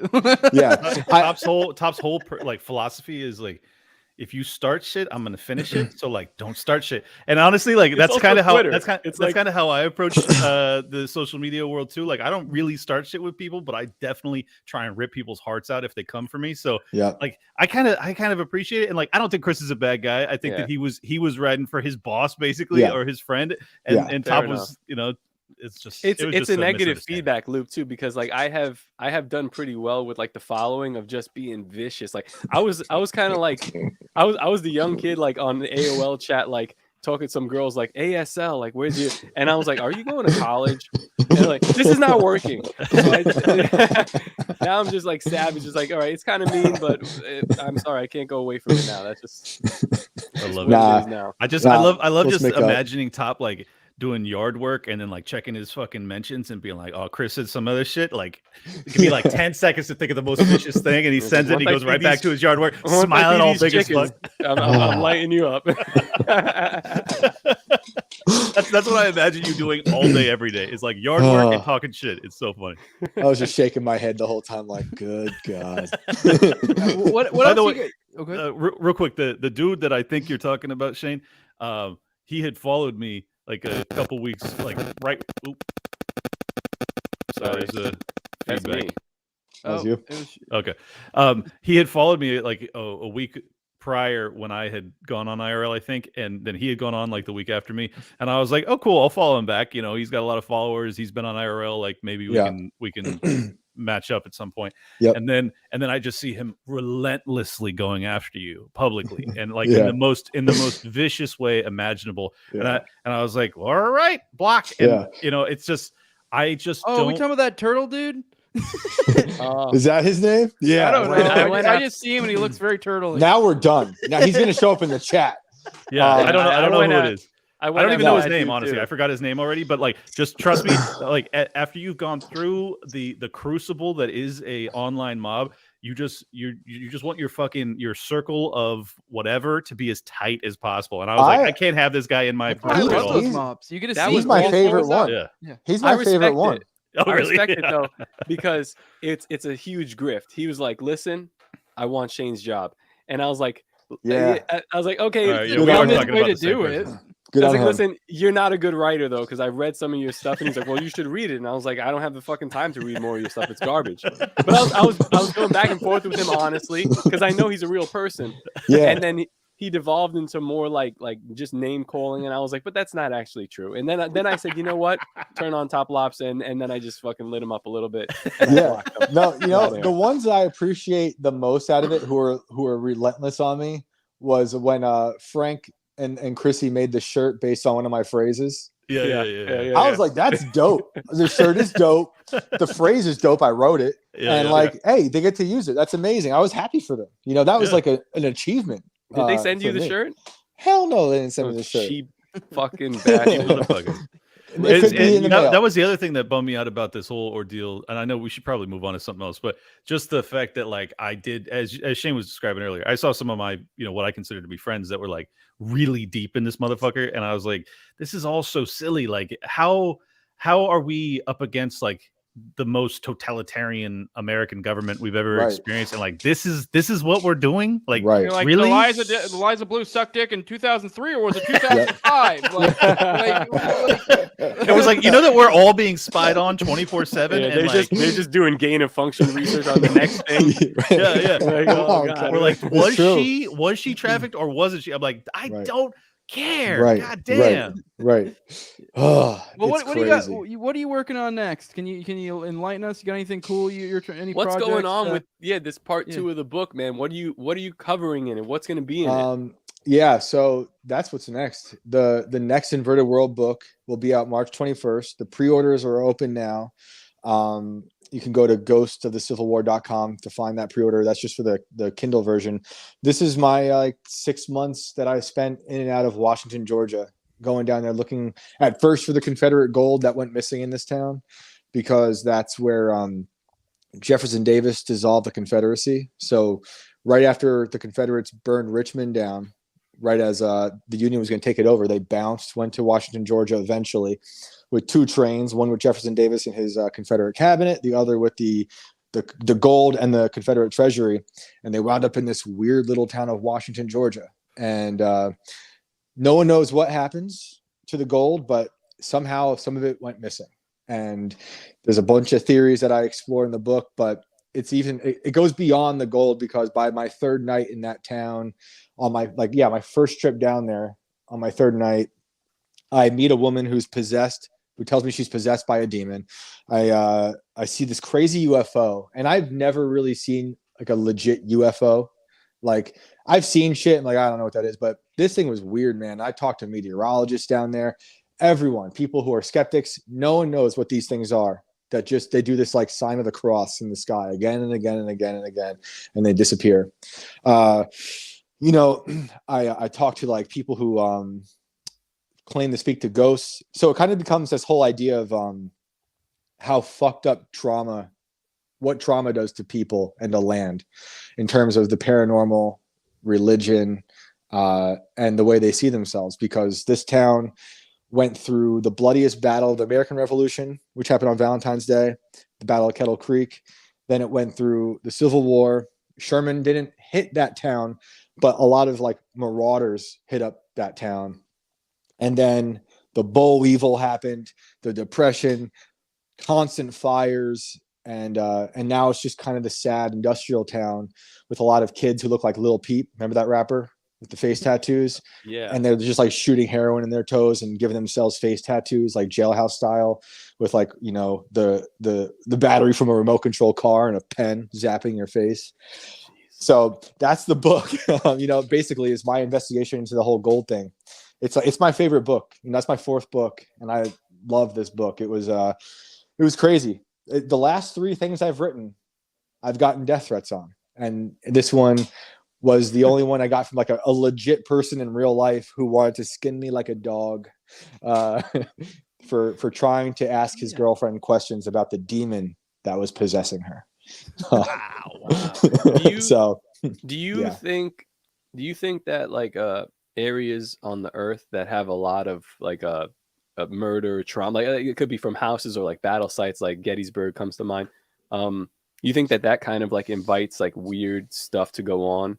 Yeah, I do. I think either trauma of the land or of a person either makes people of that place or the individual believe that they're having paranormal experiences, or it's a portal for those things to come through and fuck with you. So when I was down there, I found out about a hotel in the middle of town that was supposedly built on top of a graveyard where the ghost that this woman said she was possessed by was buried. So I wanted to go to that graveyard. So I booked a room in this hotel. It's a great hotel called I think it's called the Franklin. And I go down there in the morning. I wake up, I go down and talk to the concierge. It's this young lady. I'm looking for this supposed hatch door into the graveyard. And she's like, oh, it's right here. Opens this door. The smell of an old graveyard comes up. And right as I walk down, for whatever reason, she tells me she's a witch. And what the fuck, man? I look at where she's sitting, and she's got Anubis, the Egyptian god Anubis. God damn it, dude. That she worships. I'd be like, I'm the fuck out of here. And she's in mortuary school, and that's why she worships Anubis. She also considers herself a Christian. So she's a Christian witch. But like, wow. So we're all talking about trauma, and shit. this whole situation was so bizarre. Did you guys hear if her moon was aligned? No, I should have. White bitch shit. Come on. As I'm talking to her, it starts. Sorry, Shane. These guys are laughing, but he just said, "Was the moon aligned?" And Shane was like, "I should have checked." And I'm thinking like there was a full moon a couple of days ago, bro. Yeah, These guys don't know. No, they have that's what I said. I don't In a month or a year, they'll be talking about witches, and we'll be on to the next thing.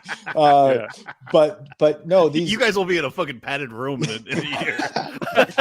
I might be in one right now. They let me out just for this podcast. Shane's in an insane asylum, and we're all like taking him seriously because we're so crazy. Yes, that's probably true. But no. But when I was down there talking to all these witches, by the end of that conversation, 4 witches had converged in that room, and now I'm talking to all these crazy witches, and we're talking about. I know. It sounds out of here. It sounds crazy.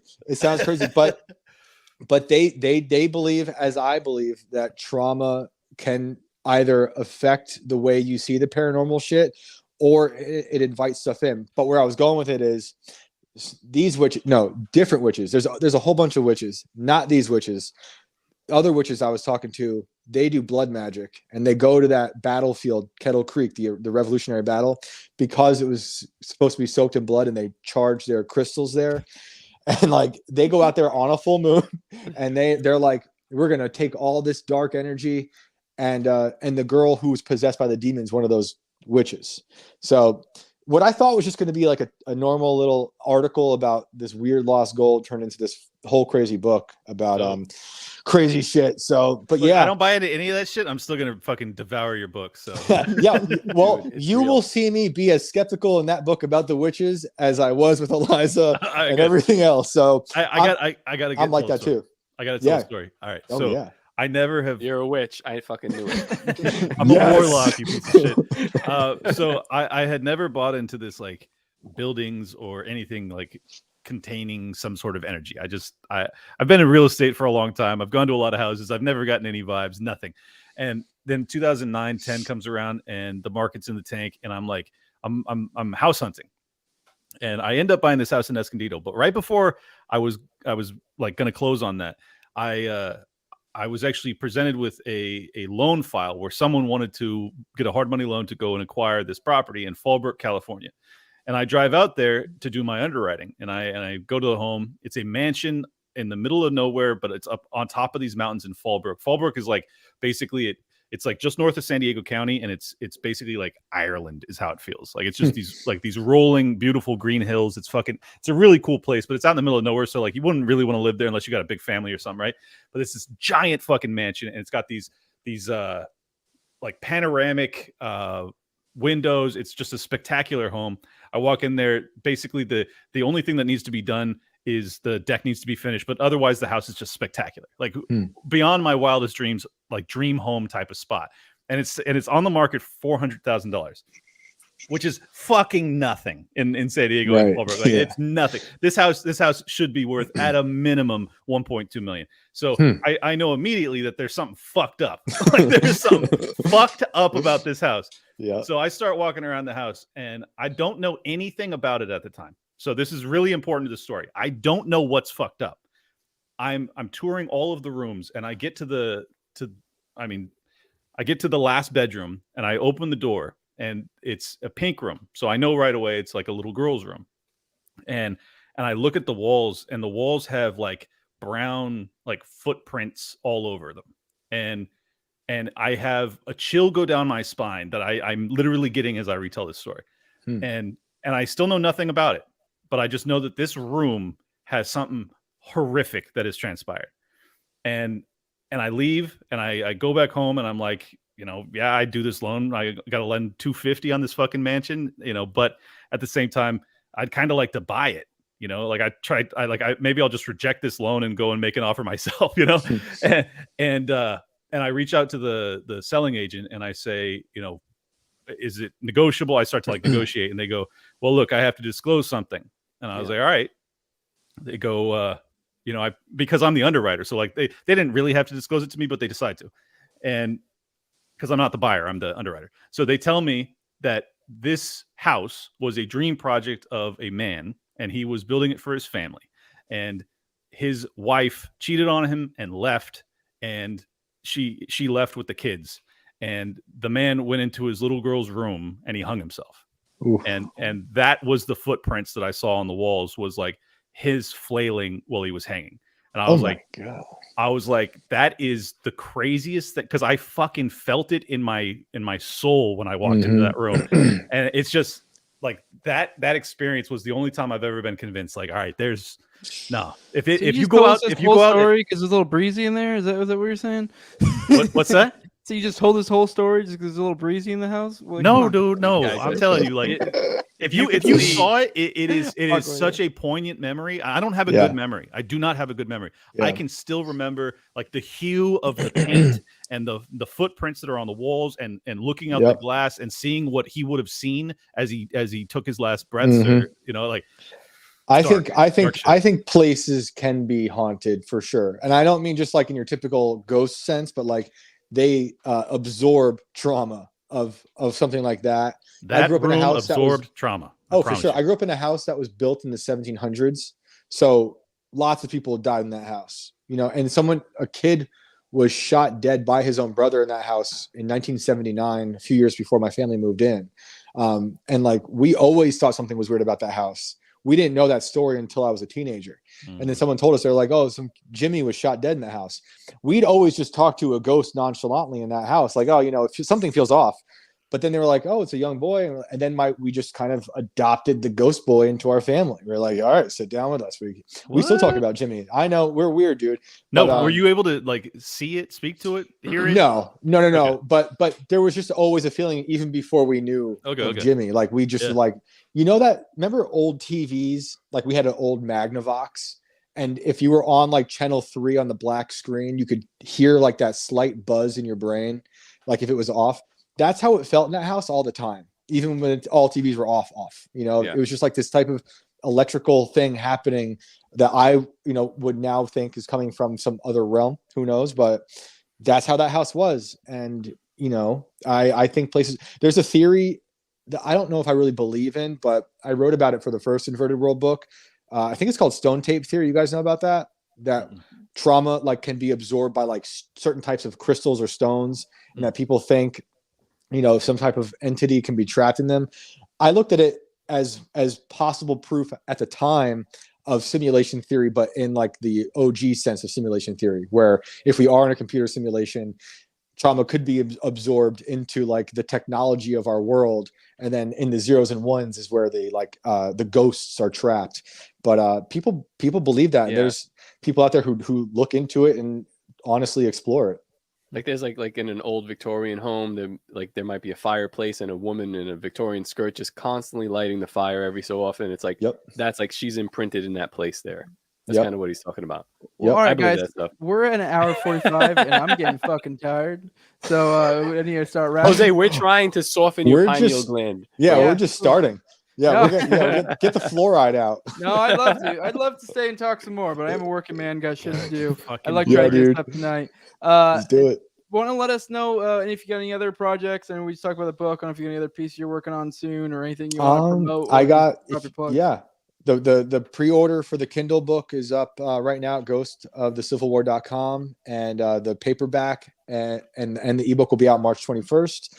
I got a few stories I'm working on right now. I'm kind of keeping undercover because shit's so crazy.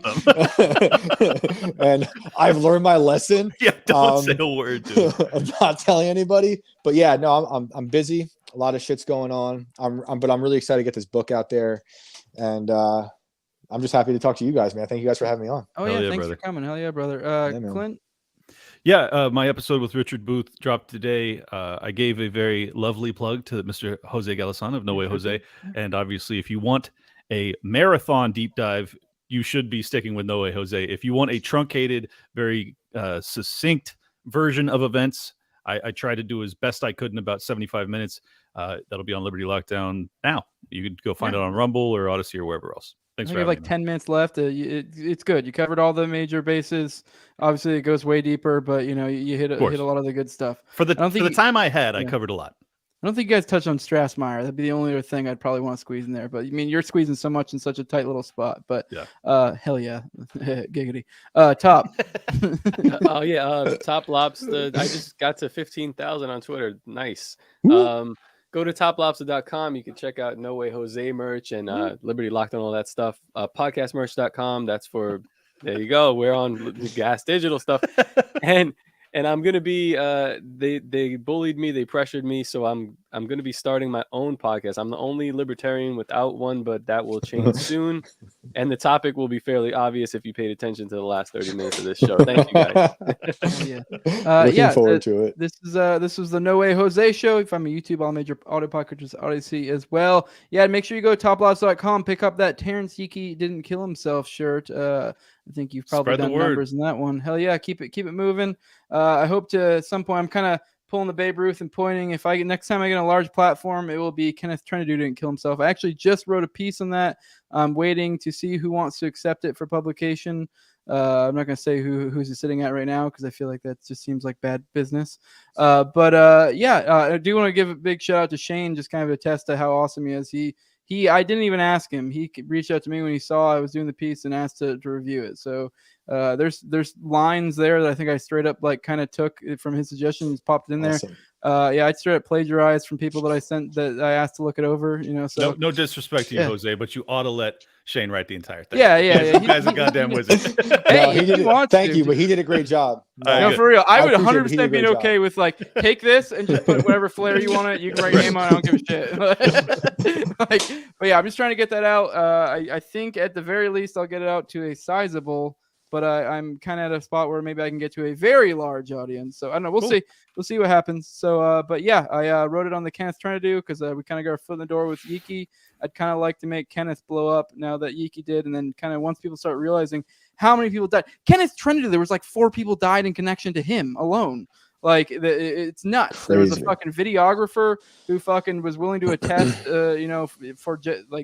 that he basically they deleted the video. He magically died. There was 2 inmates that heard screaming and sounds that sound like torture. They magically died. God, there's somebody else. The person that he kind of looked like, which was Richard Lee Guthrie, he died very shortly after him. That was apparently who they were actually looking for. And he died of a suicide right before he said he was going to he was going to work with people and get the real story out. And then whoop, he died. It's wild. So I'm just trying to. Crazy. Once people start seeing, I trust. Once people see this information, it's undeniable. There's so many deaths, so much fuckery around it. It's a nuts story. But do you have any opinion as to who John Doe 2 is? I don't think it's one of the major figures that we know of in the story. I think it's kind of some other person, that. So basically I don't know, but I think it's likely another individual that was never. I'm in the same boat. I was just curious if you had an opinion. But with that, I guess that's it. Unless anyone has some final words before we out of here. But like, comment, and subscribe right now. Don't be a bitch. Support our fucking lives. Thanks. Yeah, please do that. I'd like that. All right, we're out. Whoop, whoop. Peace.